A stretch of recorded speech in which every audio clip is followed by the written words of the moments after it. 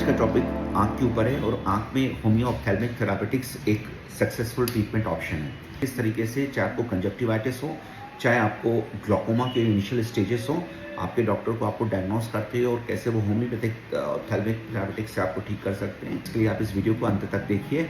मैं जो टॉपिक अभी स्पेशली उठाने वाला हूँ दैट्स कॉल्ड मोतियाबिंद हिंदी में, और इंग्लिश में हम कैटरैक्ट कहते हैं। कैटरैक्ट मतलब हो गया कि आपको अब समय के साथ दिखाई नहीं दे रहा है, स्पेशली 50-55 के बाद ये नॉर्मल डिजेनरेटिव लेंटिकुलर चेंजेस के अंतर्गत होता है। लेंटिकुलर मतलब लेंस के चेंजेस के अंतर्गत आपको बहुत ब्राइट रोशनी पसंद नहीं आएगी। कभी कभी आपको एक की जगह दो चीज़ें दिखाई देंगी, कभी कभी आपको हल्का सा कालीमा दिखाई देगी, आपको काफ़ी रोशनी चाहिए होगी साधारण देखने के लिए, कलर्स का ब्लरिंग होती है, आपको कलर खुल के नहीं दिखाई देते हैं, आपको काफ़ी ज़्यादा वहाँ पे ब्राइटनेस चाहिए होगी, और पेशेंट को इसके अलावा डिप्लोपिया मतलब डबल विजन्स दिख सकते हैं, ब्लरिंग हो सकती है। ऐसा लगता है जैसे मॉइस्चर अगर ग्लास पे आ जाता है तो किस तरीके से आपको धुंधला दिखता है, वैसे आपको धीरे धीरे धुंधला दिख सकता है।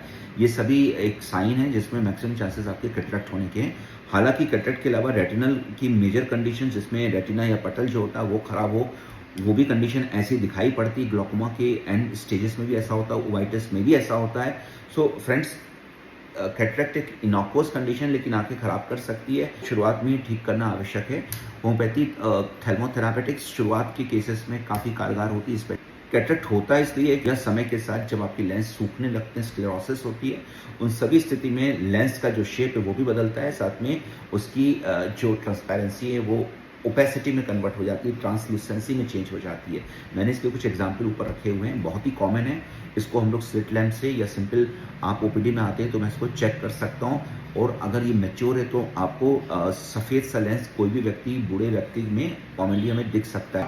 आपका जो चश्मा है वो लगातार चेंज होता रहेगा। कभी ऐसा हो रहा है तो आप मान के चलिए कि आपकी कैटरैक्ट तेजी से मैच्योर हो रही है। उस स्थिति में मैच्योर होने से पहले ही आप इसको होम्योपैथिक थेरापेटिक्स के अंतर्गत ठीक करवाइए।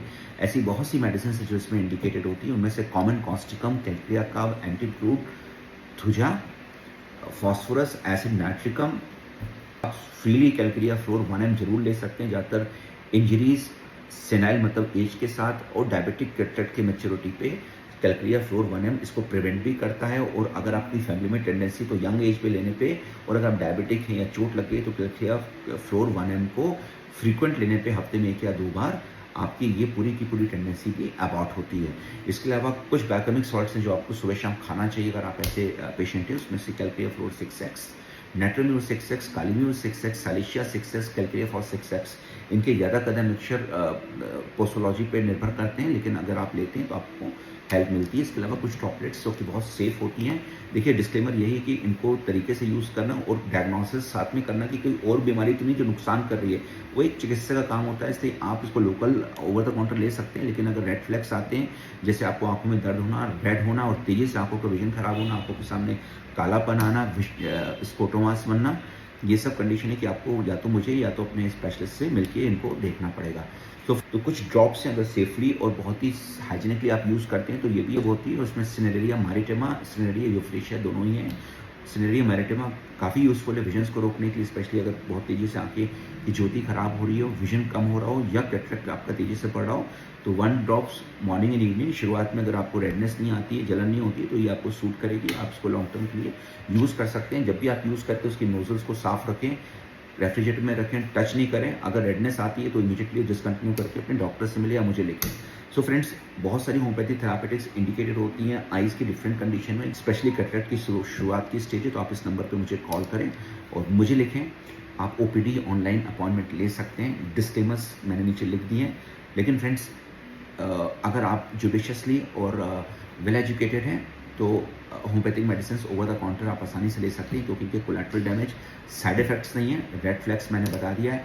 फ्रेंड्स, यहाँ तक मुझे सुनने के लिए थैंक यू, और आप इसको शेयर करें, लोगों तक पहुँचाएँ और अपने व्यूज़ लिखें और सब्सक्राइब करना मिस नहीं करें, जिससे कि मैं आपके लिए ऐसी सीरीज़ बनाते रहूँ। Thank you so much.